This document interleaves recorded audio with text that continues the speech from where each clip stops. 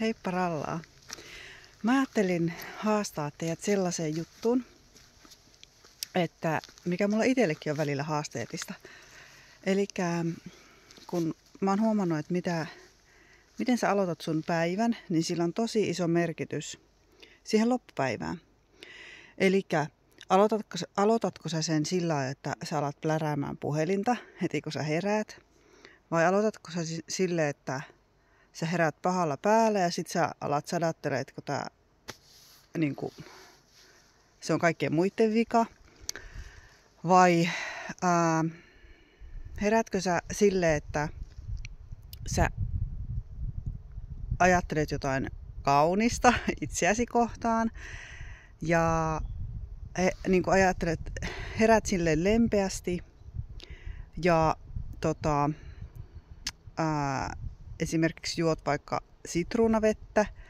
Siinä aamulla ajattelet, että sun keholle tekee hyvää se ja siinä rauhakseltaan omissa ajatuksissa ja vähän niin kuin lähdet kuulostelemaan, että miltä sun kehossa tuntuu.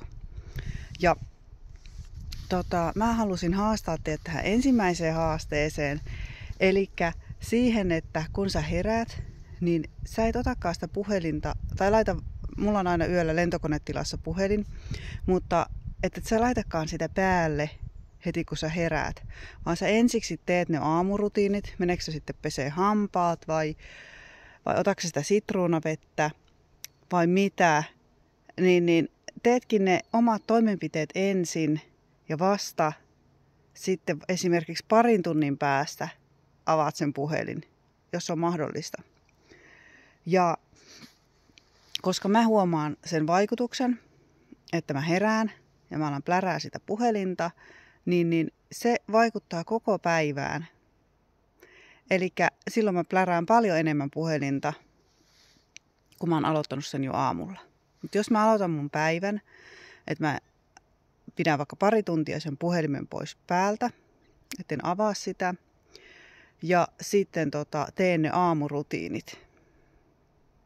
Ja mä näytän teille sitten, mä voin tässä kertoa oikeastaan, että mitä se on, mutta just se, että mä otan lasikannun, ja mä puotan sinne tipan eteristä öljyä, sitruunaeteristä öljyä, ja sitten vettä päälle, ja hörppään aamulla sen ihanan raikkaan sitruunan makuisen veden ensimmäisenä sinne mun kehoon.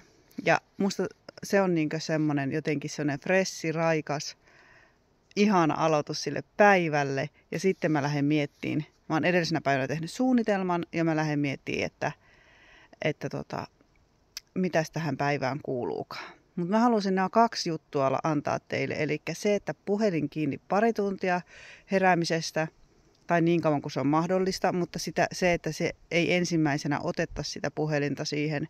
Ja sitten toinen juttu, se, että jos teillä on mahdollista, niin otatte sen sitruunaveden käyttöön.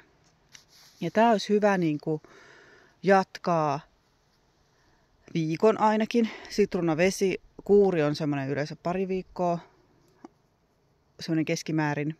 Mutta nämä 2 juttua, jos saatte sinne arkeen, niin olisi ihana. Ja laittakaa tänne kommenttia alas ja kyselyitä ja tsempataan toisia tämän haasteen yli.